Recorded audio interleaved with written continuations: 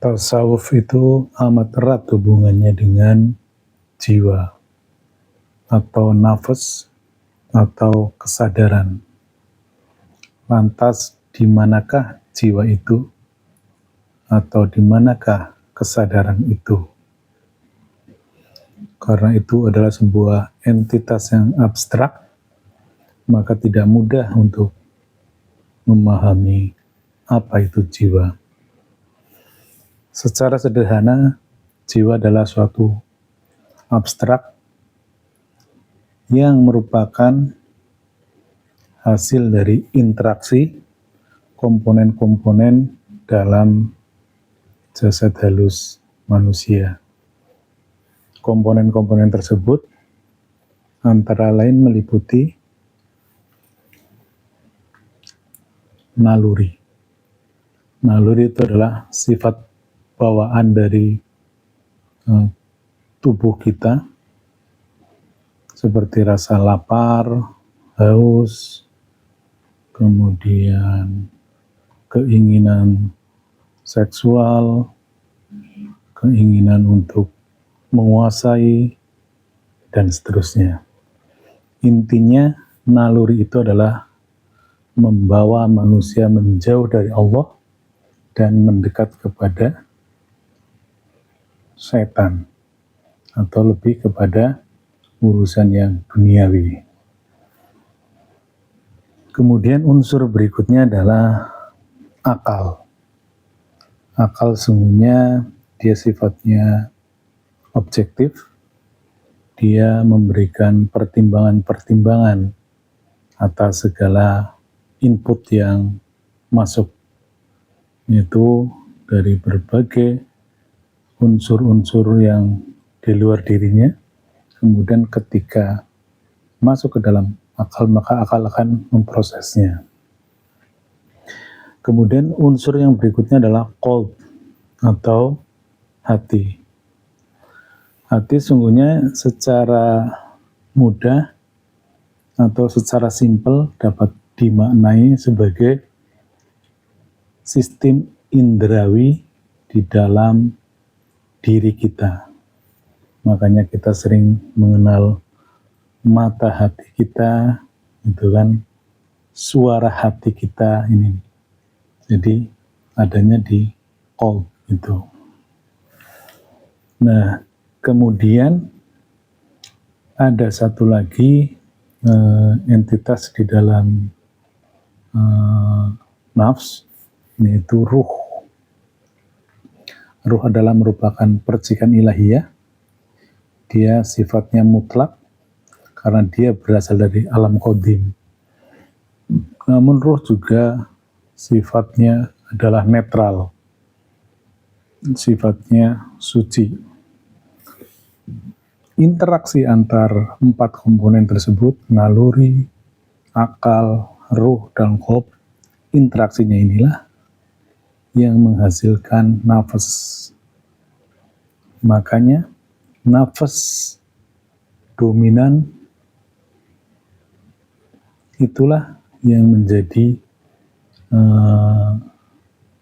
perform dari diri kita.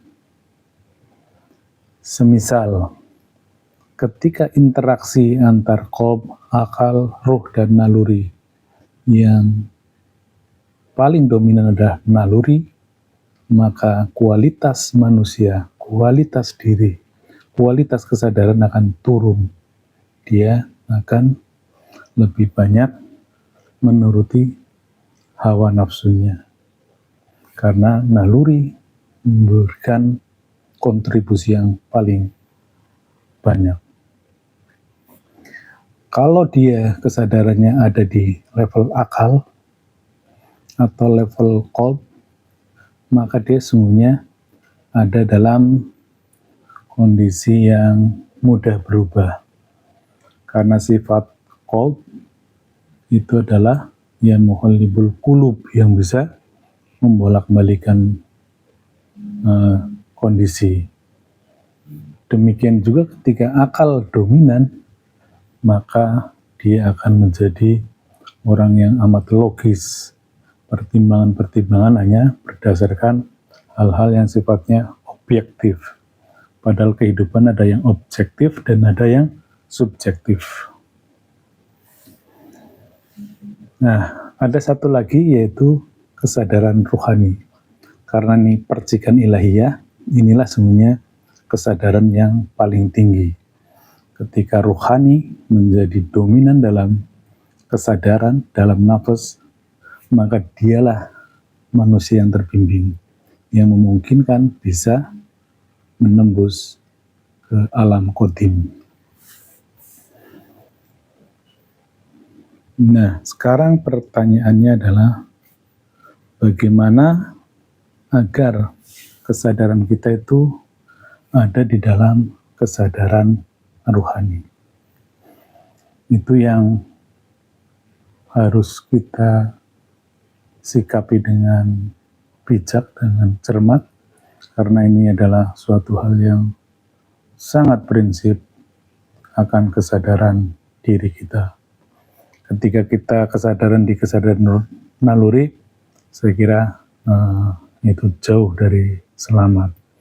Kebanyakan dari kita adalah kesadaran ada di level tengah-tengah ini, antara qalb atau akal. Kalau di dalam terminologi Al-Quran itu dikenal adanya sifat nafs lawamah.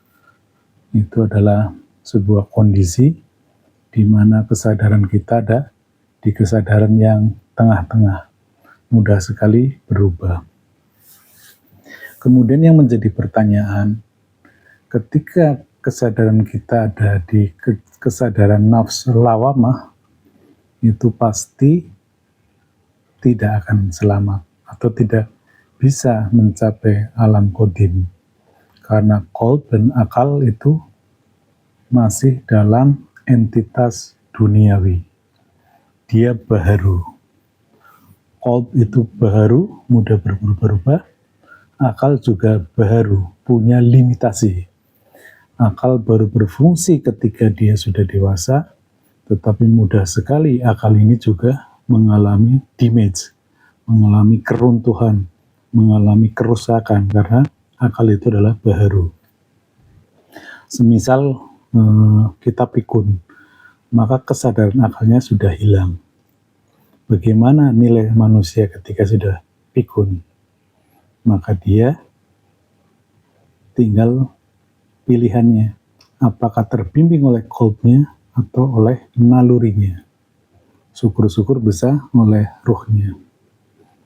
Demikian juga akal punya banyak keterbatasan. Ketika kita sedang tidur, maka akal itu tidak berfungsi sebagaimana mestinya.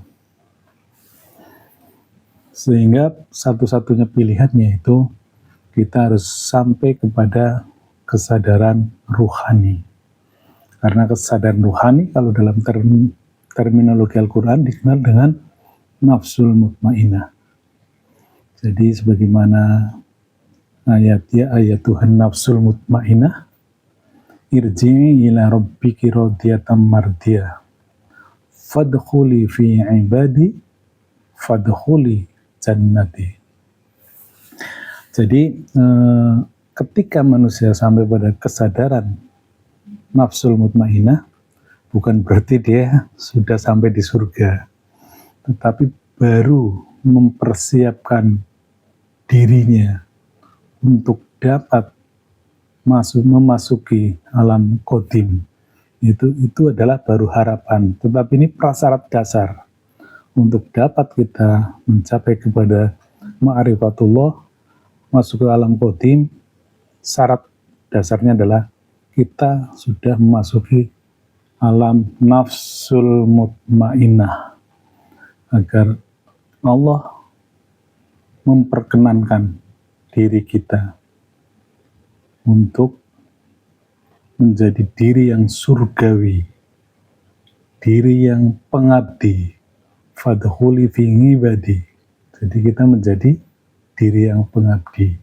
Ketika nafsul mutmainah dan diri kita menjadi diri yang pengabdi, maka akan lahirlah fadkhuli jannati, diri yang menjadi surga.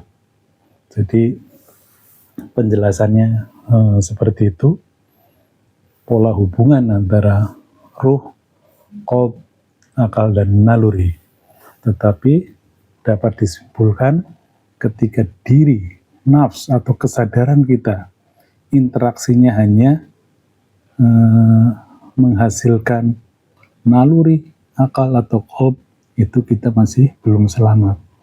Baru bisa selamat ketika kita yang dominan adalah unsur nafsnya, sehingga ruh berpotensi tersambung kepada maharuh.